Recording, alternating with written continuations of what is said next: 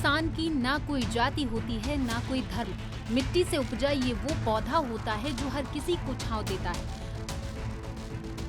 2020 ये वो साल था जब केंद्र ने 3 कृषि कानून देश के सामने रखे, लेकिन सरकार के ये 3 कृषि कानून किसानों को पसंद नहीं आए, जिसके खिलाफ किसानों ने मोर्चा खोल दिया और सरकार को बाध्य कर दिया कि वो अपने फैसले को वापस ले। तब पहली बार किसानों ने एक बड़ा आंदोलन छेड़ा था और उस समय पंजाब, हरियाणा और देश भर के किसानों ने दिल्ली के सिंघू और टिकरी बॉर्डर पर बैठकर धरना भी दिया था, जिसमें कई किसानों की मौत हुई थी और कई घायल भी हुए थे। लेकिन नहीं डिगा तो वो था किसानों का अपनी मांगों को लेकर हौसला।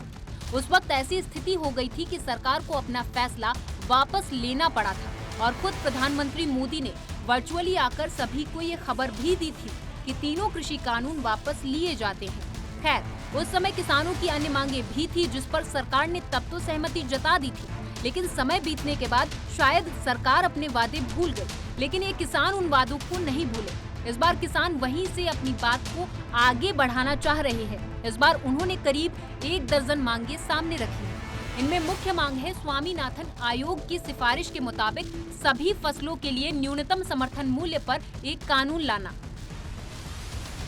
बता दें, किसानों ने आंदोलन 2.0 के लिए कमर कस ली है, वो भी तब जब लोकसभा चुनाव 2024, हरियाणा विधानसभा चुनाव और आरएलडी एनडीए के साथ आ गई है। किसानों की मांग है कि एमएसपी पर कानून बने, किसानों और मजदूरों के लिए पूरी तरह से ऋण माफी, लखीमपुर खीरी हत्याकांड के लिए जिम्मेदार लोगों को सजा और प्रभावित किसानों को न्याय। पिछले किसान आंदोलन में मारे गए किसानों के परिवारों को मुआवजा और परिवार के एक सदस्य को नौकरी, किसानों और खेत मजदूरों के लिए पेंशन और इसमें अन्य मांगे भी शामिल हैं। दिल्ली कूच से चढ़ूनी सहित कई संगठनों ने बनाई दूरी। पिछली बार किसान आंदोलन का सबसे चर्चित चेहरा गुरनाम सिंह चढ़ूनी थे, पर इस बार चढ़ूनी अब तक इस आंदोलन के साथ नहीं आए हैं।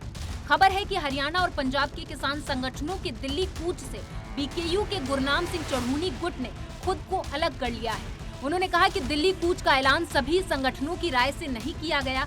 हालांकि चढ़ूनी ने ये भी कहा कि अगर किसान संगठन उन्हें बुलाएंगे तो वो जरूर जाएंगे, लेकिन अभी तक उनके पास ऐसा कोई संदेश नहीं आया है। ये आंदोलन कितना असरदार होगा अगर उसकी बात करें तो हम आपको बता दें कि पंजाब, हरियाणा और यूपी ये वो राज्य हैं जहां किसानों की संख्या सबसे अधिक है और बीजेपी भी ये नहीं चाहेगी कि ऐसे समय में किसान बेल्ट नाराज हो, क्योंकि इसका सीधा असर न सिर्फ लोकसभा चुनाव 2024 पर पड़ेगा बल्कि हरियाणा विधानसभा चुनाव के साथ जाट वोटर्स पर भी पड़ेगा, जहां हाल ही में एनडीए ने आरएलडी के साथ हाथ मिलाया है। खैर, इसे साजिश भी माना जा रहा क्योंकि ऐसे समय में आंदोलन किया जा रहा जब बीजेपी को 3 जगह से घेरा जा सकता है, यूपी, दिल्ली और हरियाणा।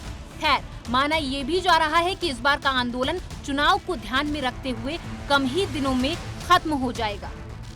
देश और दुनिया की हर बड़ी खबर के लिए सब्सक्राइब करें नवतेज टीवी और पल पल के अपडेट्स के लिए बेल आइकन को दबाना ना भूलें, क्योंकि आपकी खबरों का भरोसेमंद साथी है नवतेज टीवी।